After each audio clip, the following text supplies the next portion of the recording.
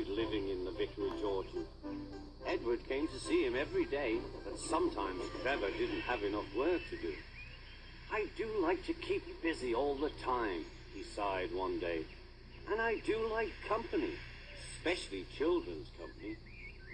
"Cheer up," smiled Edward. "The Fat Controller has work for you at his new harbour. I'm to take you to meet Thomas today." "Ah!" exclaimed Trevor happily. "A harbour! The seaside! Children! That will be lovely!"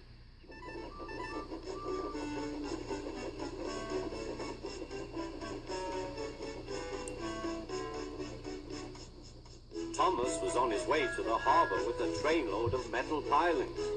They were needed to make the harbour wall firm and safe. "Hello, Thomas," said Edward. "This is Trevor, a friend of mine. He's a traction engine." Thomas eyed the newcomer doubtfully. "A what engine?" he asked. "A traction engine," explained Trevor.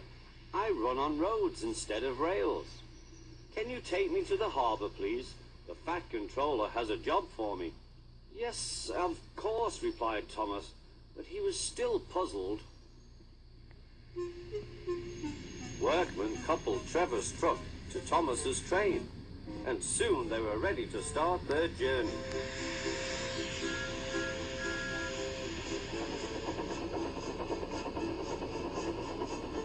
"I'm glad the Fat Controller needs me," called Trevor. "I don't have enough to do sometimes, you know, although I can work anywhere, in orchards, on farms, in scrapyards, even at harbours." "But you don't run on rails," puffed Thomas. "I'm a traction engine.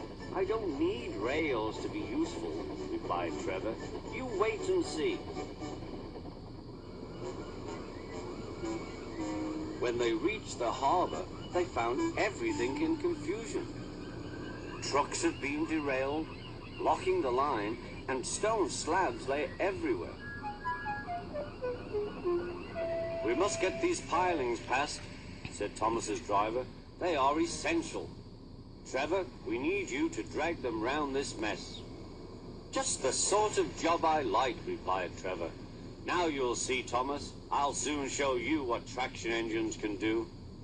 Trevor was as good as his word. He dragged the pilings clear with chains and towed them into position. "Who needs rails?" he muttered cheerfully to himself.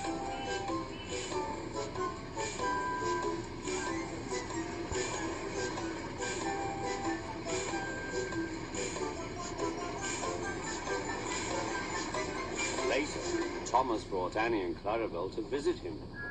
Thomas was most impressed. "Now I understand how useful a traction engine can be." The coaches were full of children. Trevor gave them rides along the harbour. He liked this best of all.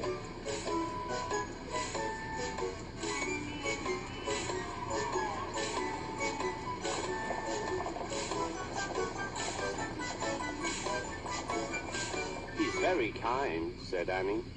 "He reminds me of Thomas," added Clarabelle.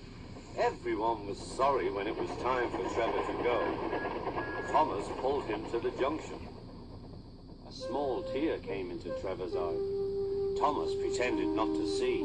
He whistled gaily to make Trevor happy. "I'll come and see you if I can," he promised. "The vicar will look after you, and there's plenty of work for you now at the orchard. But we may need you again at the harbour someday." "That would be wonderful," said Trevor.